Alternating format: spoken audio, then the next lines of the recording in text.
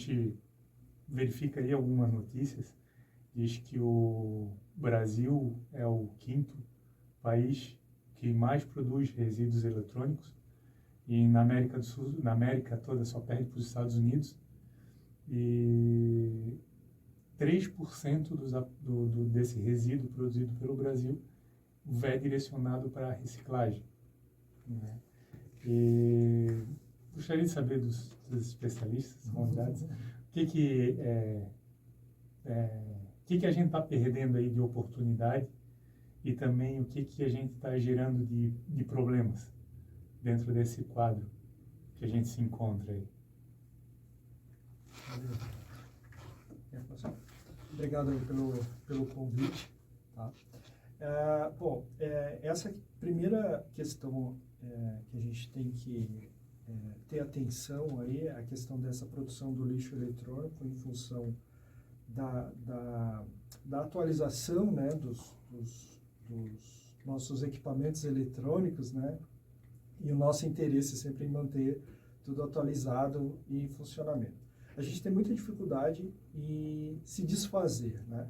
Principalmente quando a gente está falando de dispositivos eletrônicos que guardam hoje uma série de dados a nosso respeito. Então, a gente tem uma certa dificuldade com relação a isso.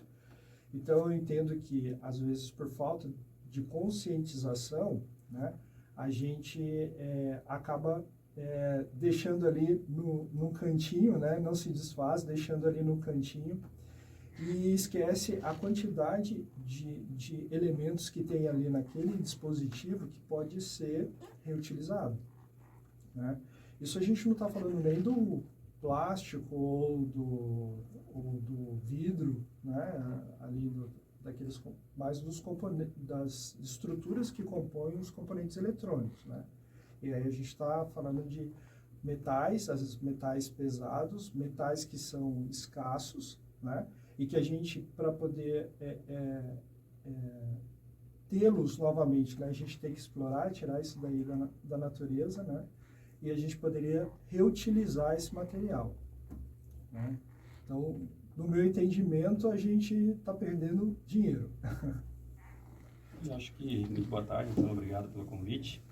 Complementando o que o professor Emerson falou, acho que a oportunidade, ela também não é só uma questão relacionada ao ganho que se pode ter no reaproveitamento desses materiais, mas sim no ganho que a gente tem relacionado ao impacto que esses materiais causam na natureza.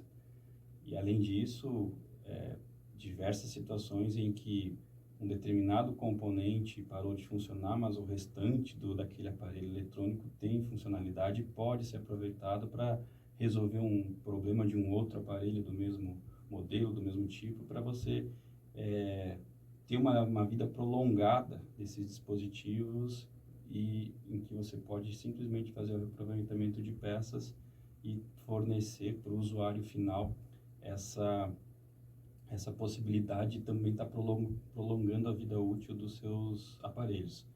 Tem uma questão muito forte que, se a gente parar para pensar, boa parte dos dispositivos mais pessoais, como é o caso dos smartphones, eles têm uma vida útil ali relativamente curta.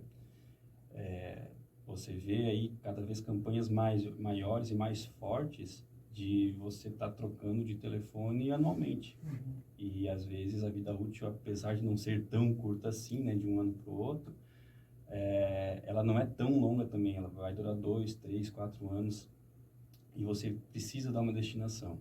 E eu entendo que a gente ainda não tem essa consciência coletiva, ou talvez cultural, pelo menos nos nossos espaços aqui de convivência, pelo que eu vejo no dia a dia, em relação a saber qual o destino a ser dado para esse tipo de material, porque, diferente do que existem aí de forma mais tradicional, as coletas de vidro, de plástico, de resíduos orgânicos, e que isso já está bem consolidado de maneira geral, apesar de que tem lugares ainda que não fazem nem a separação, né, do orgânico do lixo seco.